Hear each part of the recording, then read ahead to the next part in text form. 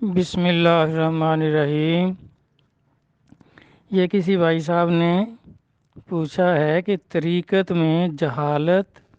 اور حماقت کیا ہے؟ دیکھیں، عام زبان میں تو جہالت یا جاہل ان پڑھ لوگوں کو کہتے ہیں، جو پڑھے لکھے نہ ہوں ان کو کہتے ہیں یہ تو جاہل ہیں۔ لیکن طریقت میں یا دین میں جاہل جو ہے وہ جو ہدایت کا، دین اسلام کا، توحید اور رسالت کا جو انکار کرتا ہے اسے جاہل کہتے ہیں۔ اور جو ان میں جو جہالت میں زیادہ بڑا ہوا ہو تو اس کو نبی علیہ الصلوۃ والسلام نے ابو جہل کہا ہے۔ آپ نے فرمایا اس کو کہ یہ تو جاہلوں کا باپ ہے، یعنی مشرکین مکہ جو تھے، کفار مکہ، وہ جاہل تھے، انہوں نے ہدایت قبول نہیں کی، دین کی مخالفت کی، تو یہ ان کا سردار تھا۔ تو اس لیے آپ نے فرمایا کہ یہ تو وہ جو جاہل ہیں، جو ہدایت قبول نہیں کرتے، یہ ان کا بھی باپ ہے، یعنی سب سے بے دینی میں بڑا ہوا ہے، توحید اور رسالت کے انکار میں سب سے بڑا ہوا ہے، سب سے زیادہ جاہل ہے۔ تو اس طرح یہ جہالت تو کہتے ہیں کفر کو، جو ہدایت کو قبول ہی نہ کرے اسے جاہل کہتے ہیں، اور جو ان کا سردار ہو اسے ابو جہل کہتے ہیں۔ اور حماقت جو ہے یہ بے وقوفی کے معنوں میں بھی آتی ہے، یہ بے دینی کے معنوں میں نہیں آتی۔ یعنی ایک آدمی ہدایت تو قبول کرتا ہے، مسلمان ہو جاتا ہے، کلمہ پڑھ لیتا ہے، لیکن اپنی آخرت کا فکر نہیں کرتا، ایسے اعمال نہیں کرتا جس سے اس کی بخشش ہو جائے گی اور نار جہنم سے نجات ہو جائے گی، ایسے کام نہیں کرتا، تو اس کو احمق کہتے ہیں، بیوقوف کہتے ہیں، کہ اسے یہ شعور نہیں، عقل نہیں کہ وہ اپنی عاقبت جو ہے اس کو سنوار لے۔ تو اس کی تشریح میں مولانا روم صاحب نے ایک حکایت لکھی ہے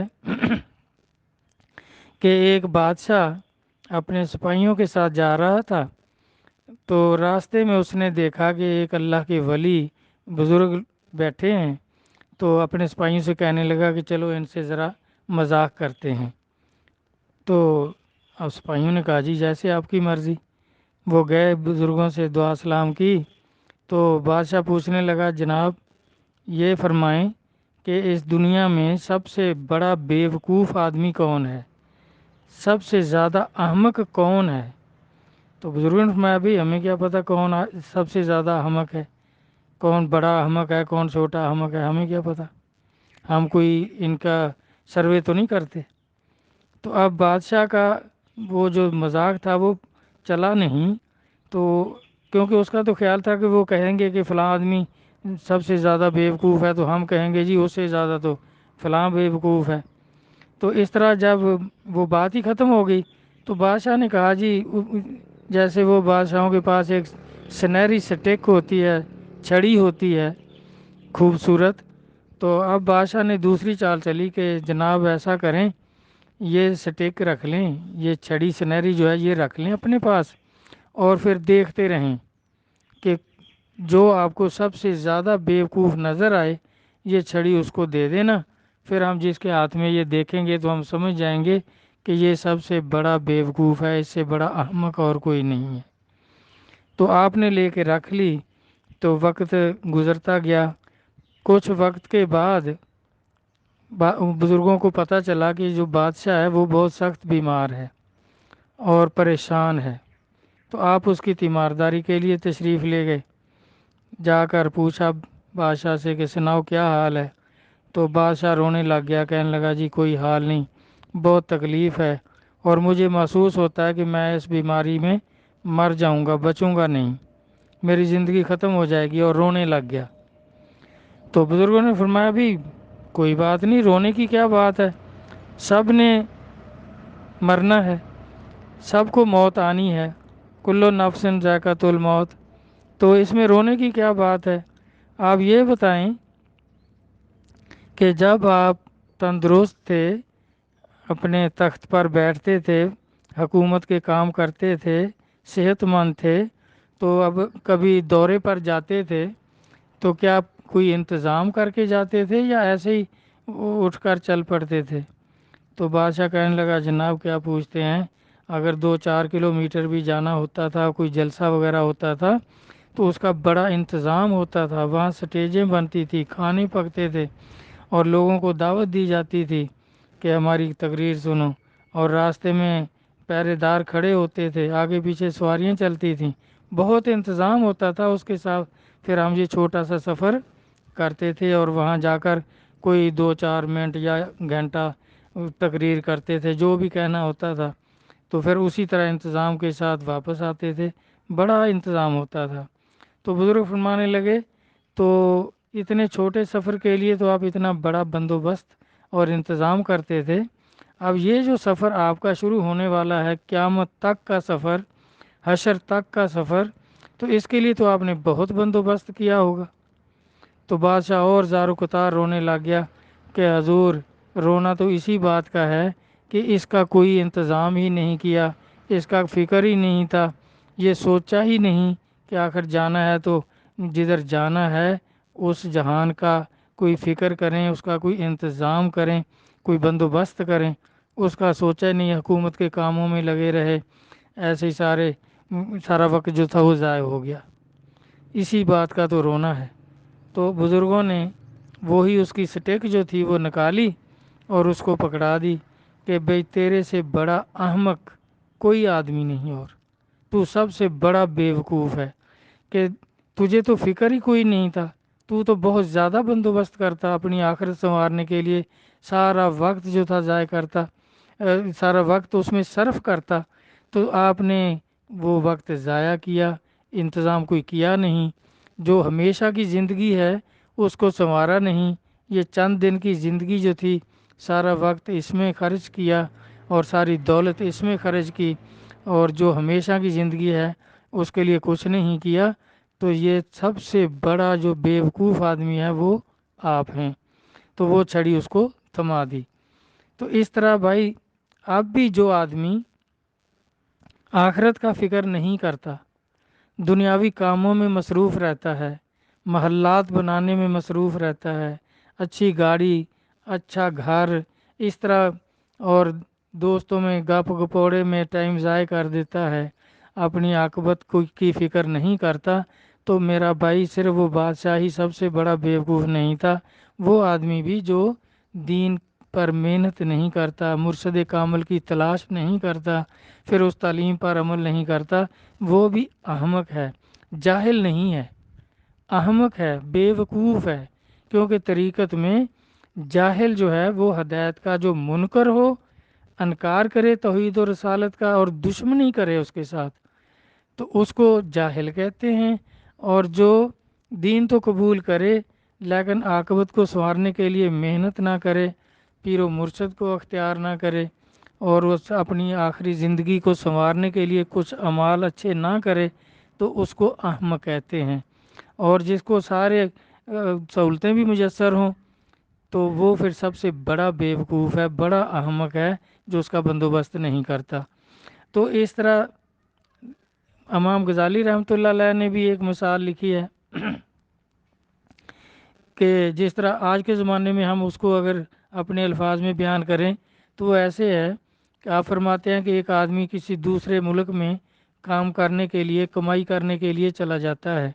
کہ وہاں اچھی روزی ہے، اچھا روزگار ہے، تو وہاں کوئی 4 پیسے کما لوں گا، تو وہاں جا کر اس کا کام بہت اچھا لگ جاتا ہے، بہت دولت کما لیتا ہے، اور کئی سال رہنے کے بعد پھر اس کا پروگرام ہو جاتا ہے کہ بھئی اب کافی دولت ہے میرے پاس، اب واپس گھر چلتے ہیں، وہاں اپنے بچوں میں خوشی خوشی رہیں گے، اور ادھر اس نے دوبارہ آنا بھی نہیں ہے، اس کا پروگرام ہے کہ واپس میں نے نہیں آنا، بس اب باقی جو ہے اپنے گھر میں ادھر ہی زندگی گزاروں گا۔ تو وہاں جیسے آج کل ہے کہ بھئی اسٹیشن پہ آ جاتا ہے یا ایئرپورٹ پہ آ جاتا ہے، تو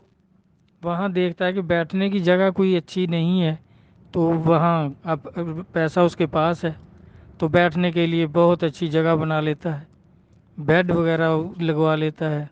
پھر پینے کے لیے پانی گیزر وغیرہ اور ایسا اچھا ٹھنڈا پانی اس کا بندوبست کرتا ہے، پھر کھانے پینے کا کرتا ہے، پھر جگہ کا کرتا ہے۔ اس طرح جو پیسہ ہے اس کے پاس وہ سارا ادھر ہی اسٹیشن پر ہی خرچ کر لیتا ہے، اور سب چیزیں اس کو میسر ہو جاتی ہیں، بیٹھنے کی جگہ، کھانا پینا اور ہر سہولت ادھر وہ تیار کر لیتا ہے، اور پیسے جو تھے اس کے سارے رقم ساری خرچ ہو جاتی ہے۔ جب سب کچھ تیار ہو جاتا ہے تو ٹرین آ جاتی ہے، اب چلو چلو بھائی سوار ہو جاؤ سوار ہو جاؤ۔ اب وہ جو کچھ اس نے بنایا وہ تو ادھر ہی رہ جائے گا اسٹیشن پر ہی جو اس نے بنا لیا۔ اب اٹھا اور اٹھ کر ٹرین میں سوار ہو گیا تو گھر آ گیا۔ جب گھر آیا تو اب گھر میں کوئی بندوبست نہیں ہے، نہ رہنے کا کوئی اچھا مکان ہے، نہ ہی کھانے پینے کا کوئی بندوبست ہے۔ اسی طرح بھوک پیاس جس طرح گیا تھا، وہ پیسہ جو کمایا وہ وہیں خرچ کر کے آ گیا، اور یہاں گھر میں کچھ بھی نہیں ہے۔ تو اب وہ کیا کر رہا ہے؟ اب وہ پچھتا رہا ہے کہ وہ پیسہ جو میں نے وہاں خرچ کیا وہ یہاں خرچ کرنا چاہیے تھا، اس کو اپنے ساتھ لے کے آتا، وہاں جیسے بھی دکھ میں تکلیف میں وہ ٹائم پاس کر لیتا، کیونکہ وہاں کون سا میں نے ہمیشہ رہنا تھا۔ یہ تو حماقت ہو گئی، بیوقوفی ہو گئی کہ وہ پیسہ ادھر ہی خرچ ہو گیا، جبکہ ادھر خرچ کرنا چاہیے تھا جہاں میں نے ہمیشہ رہنا ہے۔ تو آپ فرماتے ہیں کہ بالکل اسی طرح جو آدمی دنیا میں مصروف رہتا ہے، جو کماتا ہے ادھر ہی خرچ کرتا ہے، آگے نہیں بھیجتا، اپنی آخرت کے لیے اس کو خرچ نہیں کرتا، تو وہ بھی پھر نبی صلی اللہ علیہ وسلم کے فرمان کے مطابق کہ دوزخ میں سب سے بڑا عذاب جو ہوگا وہ پچھتاوے کا ہوگا۔ وہ پچھتائے گا آدمی کہ میں نے کرنا کیا تھا اور کیا کر کے آ گیا ہوں۔ جو کچھ وہاں خرچ کیا وہ دولت جو تھی وہ اپنی عاقبت سنوارنے کے لیے خرچ کرتا، اللہ کی راہ میں خرچ کرتا، اپنے بچوں پہ آ کے خرچ کرتا، تو وہاں ہی مسافر خانے میں خرچ کر دی، اب ادھر وہاں جانا بھی نہیں ہے دوبارہ۔ تو اس طرح آپ حماقت کی تعریف اس طرح کرتے ہیں کہ وہ بھی بڑا احمق ہے آدمی جو آخرت کا فکر نہیں کرتا، جو کماتا ہے ادھر ہی خرچ کر لیتا ہے، اپنی آخرت سنوارنے کے لیے کچھ نہیں کرتا، تو وہ بھی بڑا احمق ہے، سب سے بڑا بے وقوف ہے، اپنی حماقت کی وجہ سے اپنی دولت ضائع کر لیتا ہے۔ جیسے باہو سلطان صاحب بھی فرماتے ہیں کہ مٹھے دونوں جہانوں باہو جنا کھادی ویچ کمائی ہو، یعنی جو کچھ بھی کمائی کی وہ یہیں خرچ کر لی، وہ دونوں جہان میں پھر رسوا ہوتے ہیں، وہ اپنے آپ کو ذلیل کر لیتے ہیں، کیونکہ جو ہمیشہ کی زندگی ہے اس کے لیے کیا کچھ نہیں، یہاں اللہ کی راہ میں نہیں خرچ کیا، فضول کاموں میں خرچ کیا، ساری کمائی ضائع کر لی، تو دونوں جہان میں وہ ذلیل ہوتے ہیں، اس دنیا میں بھی ذلیل ہوتے ہیں، آخرت میں بھی ذلیل ہوتے ہیں۔ تو اس طرح بھائی جاہل منکر کو کہتے ہیں جو ہدایت کا منکر ہو، ہدایت کی مخالفت کرے، دشمنی کرے، جس طرح کفار مکہ تھے، اور جو ان کا سردار تھا اس کو سرکار نے فرمایا ابو جہل، یعنی جاہلوں کا باپ۔ یہ توحید و رسالت کے جو مخالفت کرتے ہیں، دشمنی کرتے ہیں، انکار کرتے ہیں، جہالت اس کو کہتے ہیں، اور حماقت جو ہے وہ ہدایت کا انکار تو نہیں کرتے لیکن کلمہ پڑھ کر اس کا حق ادا نہیں کرتے، پیر و مرشد اگر اختیار کیا تو ان کی تعلیم پر عمل نہیں کرتے، اپنی بیوقوفی کی وجہ سے دنیا میں مصروف رہتے ہیں اور آخرت کا فکر نہیں ہوتا، آخرت کو سنوارتے نہیں ہیں، تو اس کو حماقت کہتے ہیں۔ طریقت کی روح سے یہ میں نے اس کی تشریح کر دی ہے، اگر کسی کا اس میں کوئی اور الجھن رہ گئی ہو تو پھر وہ دوبارہ سوال بھیج دے، انشاءاللہ پھر عرض کر دوں گا۔ تو اللہ تبارک تعالیٰ بزرگان دین کے قول و فعل کو سمجھنے کی، دیکھنے کی توفیق عطا فرمائیں، آمین۔ اللہ حافظ۔